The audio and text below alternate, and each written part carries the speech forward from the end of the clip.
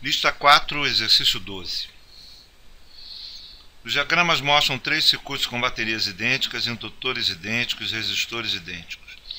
Classifique de acordo com a corrente através da bateria, logo após o interruptor ser fechado, a partir do menor valor para o maior valor, a corrente que passa através da bateria.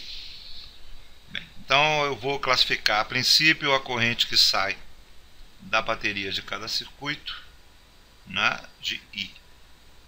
Então, I nesse caso, o I nesse caso e o I nesse caso, aí a gente vai classificar os valores de I. Bom, na primeira é um circuito em que tudo está em série, então a corrente é a mesma em todo o circuito, aí está tranquilo. O segundo circuito ele se divide quando chega no ponto de nó aqui em cima, então ele se divide numa corrente que eu vou chamar de I1 e nessa corrente aqui que eu vou chamar de I2. Da mesma forma, o terceiro circuito, para baixo é I1 e para a direita é I2. Ok? Então vamos lá. Vamos analisar primeiro o circuito 1. O circuito 1 é tranquilo, né?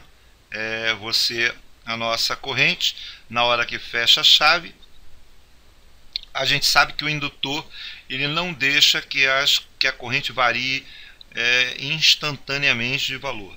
Porque variar instantaneamente, se você tem uma corrente que você tem um determinado valor,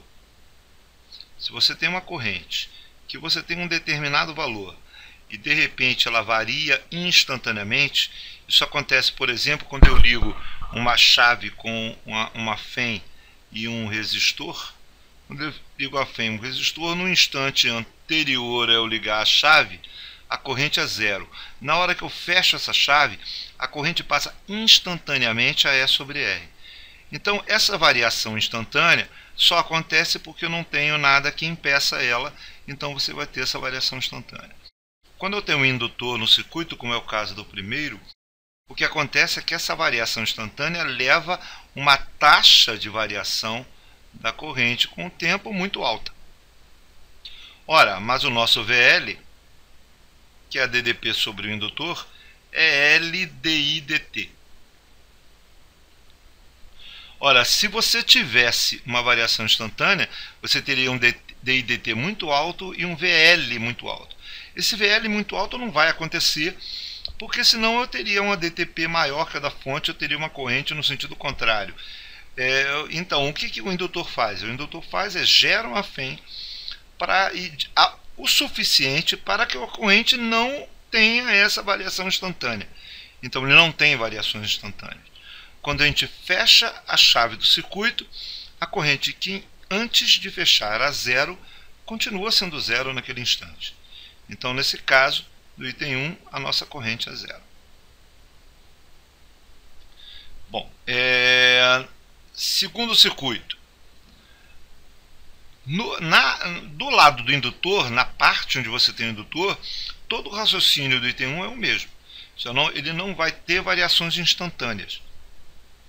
Se ele não vai ter variações instantâneas, então significa que a corrente I2, na hora que eu fecho a chave, ela é zero. Se a corrente I2 é zero, então de cara a nossa corrente I é igual a I1. Se a I é igual a I1, você tem um circuito fechado aqui. Nessa parte a variação pode ser instantânea, porque eu não tenho indutor para impedir isso.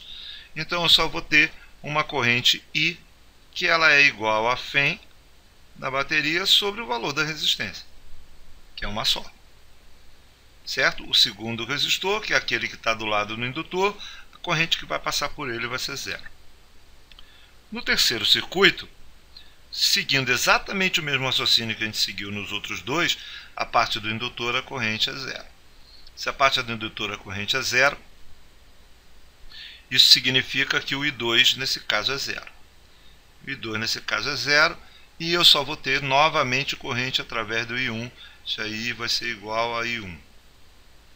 Certo? Então a nossa corrente I vai ser a corrente que vai passar por dois resistores no caso do terceiro circuito. Um é 2 resistores, é E sobre 2R. Bom, o que a questão quer? que a gente classifique a partir do menor valor para o maior. O menor valor de corrente é o I do 1, né? É a corrente do 1, que é menor do que a corrente no 3, que é menor que a corrente no 2, que vai ser a maior corrente. Então essa é a classificação para os 3 circuitos. Só para a gente complementar esse exercício, suponha que o que vai acontecer quando o tempo tender a infinito? Quando o tempo tender a infinito, o que vai acontecer é que essa corrente vai aumentar cada vez mais, já que no instante inicial a corrente é zero, mas o meu VL não é.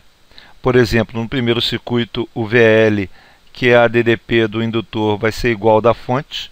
Exatamente o VL igual ao da fonte vai me dar a DDP em cima do resistor igual a zero. Então, quando eu tender a infinito, essa corrente vai aumentar até estabilizar. Quando ela estabilizar, o indutor já não vai interferir mais no circuito. Então, minha corrente fica E sobre 2R. Certo? No segundo circuito, o nosso VL, já nesse caso, ele ainda é igual ao da fonte. Porque como a DDP em cima do resistor de cima é zero, a DDP, a diferença de potencial no indutor, é igual à diferença de potencial em cima dos dois nós. E a diferença de potencial em cima dos nós é igual à diferença de potencial da fonte. Quando a corrente tender a infinito, vai estabilizar e eu tenho dois resistores em paralelo. Eu vou ter a corrente E sobre R em cada um deles. E a corrente da fonte vai ser 2E sobre R, vai ser 2 vezes a corrente do circuito. No terceiro circuito, quando ele tender, no caso, no instante inicial, o nosso VL é igual à diferença de potencial em cima dos nós. E a diferença de potencial em cima dos nós é a diferença de potencial em cima desse resistor aqui. Então o nosso VL, neste caso, não é a DDP da fonte, é só metade. Porque é a DDP em cima desse resistor, que somado com a DDP em cima do resistor de cima, me dá a fém da fonte. E quando o tempo tender a infinito, você vai ter sobre o indutor como se fosse um fio. Se a DDP dele vai ser zero, consequentemente a DDP em cima do resistor do meio aqui é zero, consequentemente o meu I1 é zero. Então eu vou ter I igual a I2 como E sobre R, só passando corrente em cima do indutor. Em cima do resistor do meio a corrente vai ser zero.